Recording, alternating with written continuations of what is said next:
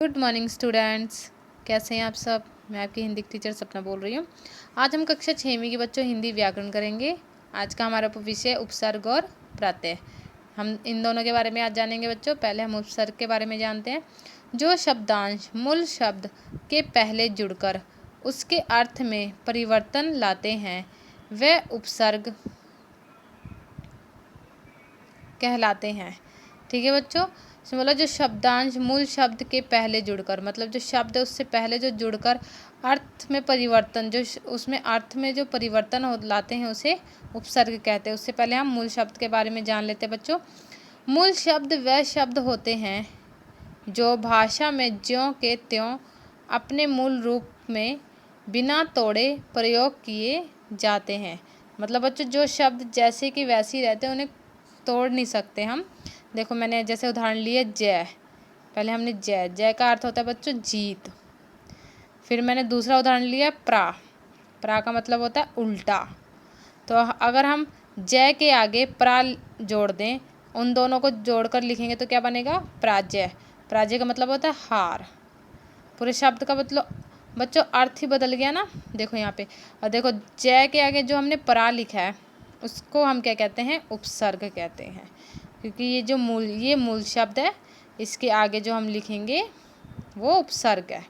ठीक है बच्चों। उपसर्ग के 4 भेद हैं। पहला है संस्कृत उपसर्ग। ये वह शब्दांश होते हैं जो संस्कृत भाषा से हिंदी में ज्यों के त्यों प्रयोग किए जाते हैं, जैसे अनु, अति, उद आदि। ठीक है बच्चों। देखो इनसे बनने वाले शब्द अनु से, देखो अनु प्लस शासन लिखा है यहाँ पे हमने, तो क्या बन जाएगा अनुशासन। अति प्लस अधिक, अत्यधिक। उद प्लस दंड, उद्दंड। ठीक है बच्चों। दूसरा है हिंदी उपसर्ग। ये वह शब्दांश होते हैं जो मूलतः संस्कृत के होते हैं परंतु हिंदी में रूप परिवर्तन के साथ प्रयोग किए जाते हैं। मतलब शब्द वो संस्कृत के होते हैं लेकिन जब वो हिंदी में आते हैं तो उनका जो मूल रूप होता है वो परिवर्तन होता है, जैसे चो, नी, अन आदि। तो इनसे बनने वाले शब्द हैं चो प्लस पाया, चौपाया। नी प्लस हत्या, निहत्या। अन प्लस पढ़, अनपढ़। तीसरा बच्चों उर्दू उपसर्ग। ये वह शब्दांश होते हैं जो उर्दू फारसी भाषा से हिंदी में प्रवेश किए जाते हैं। तो जो पहले उर्दू फारसी में जो शब्द लिखे जाते हैं उन्हें हिंदी में बदल कर लिखे जाते हैं, उन्हें उर्दू उपसर्ग कहते हैं। जैसे कम, खुश, बद आदि। जैसे हम लिखेंगे कम प्लस जोर, कमजोर। खुश प्लस किस्मत, खुशकिस्मत। बद प्लस नसीब, बदनसीब। ऐसे बच्चों इसका चौथा पॉइंट है संस्कृत अव्यय, मतलब उपसर्ग के रूप में। ये संस्कृत के अव्यय होते हैं जो हिंदी भाषा में उपसर्ग के रूप में प्रयोग किए जाते हैं। जैसे देखो अंत, अध्य, स्व आदि। अंत प्लस कर्ण, अंतकर्ण। अध प्लस पतन, अधपतन। स्व प्लस सेवक, स्वसेवक। ठीक है बच्चों। उसके बाद है प्रत्यय।